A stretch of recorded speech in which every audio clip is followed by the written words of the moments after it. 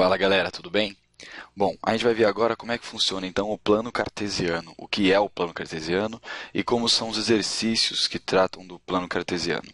É interessante você saber que essa matéria ela vai te ajudar no início de dois assuntos diferentes da matemática, tanto na hora de você aprender sobre funções e o gráfico dessas funções, quanto na hora de você aprender sobre a geometria analítica.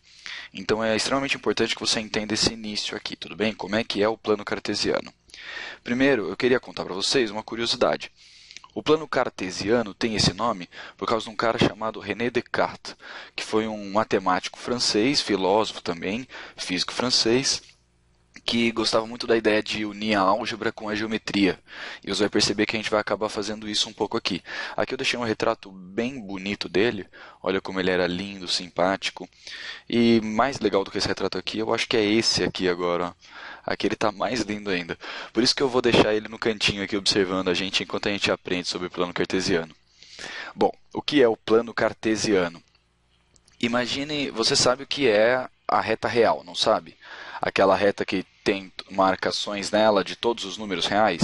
Tem o ponto 0, o ponto 1, o ponto 2, o ponto 3, e depois para a esquerda o menos 1, o menos 2, o menos 3 e assim por diante. Tem os números com vírgula entre 1 e 2, ou entre 0 e 1. Tem todos os números reais nessa reta. Se você estiver andando numa estrada, por exemplo, você pode falar em que ponto da estrada você se encontra usando algo como uma reta real. Então você pode falar que você está no quilômetro 3 da estrada, ou no quilômetro 5, ou no quilômetro 20, não sei.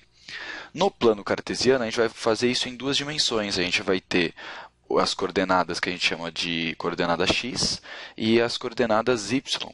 A gente tem dois eixos, duas retas reais perpendiculares que vão nos ajudar a dar coordenadas de vários pontos. Por exemplo, se eu quiser falar deste ponto do plano, e perceba, agora não é mais ponto da estrada, é um ponto do plano.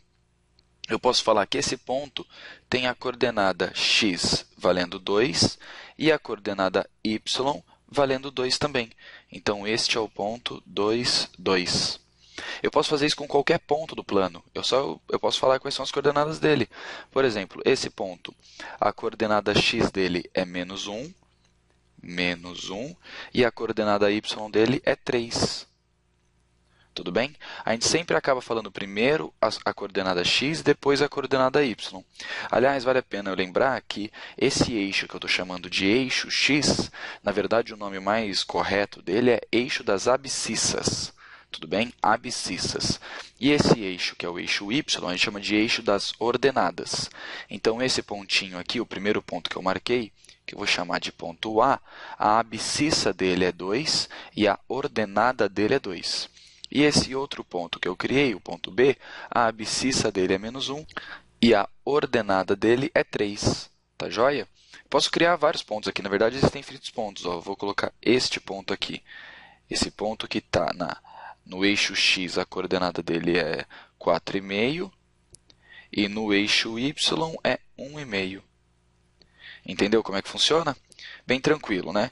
Para ver se você entendeu de verdade, vamos ver se você consegue determinar aonde que esses pontos estariam no plano cartesiano. Lembre-se, é sempre na mesma ordem. Tem um ponto e daí a primeira coordenada x, depois a coordenada y. Então, esse ponto A, agora eu quero que ele tenha a coordenada x valendo 3 e coordenada y valendo 1. É como se a gente estivesse jogando batalha naval. Você já jogou? A gente vê coordenada x, 3. Está aqui o 3. Coordenada y, 1. Então, ele vai estar acima do 3, na altura 1. Está aqui o ponto A. Tudo bem? 3 e 1. Agora o ponto B. 0 e 3. 0 no x, 3 no y. 0 no x, 3 no y. Então, o ponto B está aqui em cima do eixo y. Esse é o ponto B. Agora o C. Menos 1 para x e 4 para y. Então, menos 1 para x e 4 para y. Então, o ponto C está aqui. Tudo bem? Agora o ponto D. 4 para x e 0 para y. 4 para x e 0 para y. Então, nem sobe nem desce. Esse é o ponto D. Tudo bem? Não é muito difícil, né, de você pegar os pontos e colocar no plano cartesiano. E se eu colocar um ponto aqui nesse plano, você consegue determinar quais são as coordenadas dele? Vamos criar esse ponto, por exemplo, que eu vou chamar de ponto E. Quais são as coordenadas dele? Pensa um segundinho. A coordenada x dele vai ser 2, que é a projeção ortogonal do ponto E sobre o eixo x. E a coordenada y dele vai ser 4. Tudo bem? Bem tranquilo, né? Uma outra característica que é importante de você saber é a seguinte.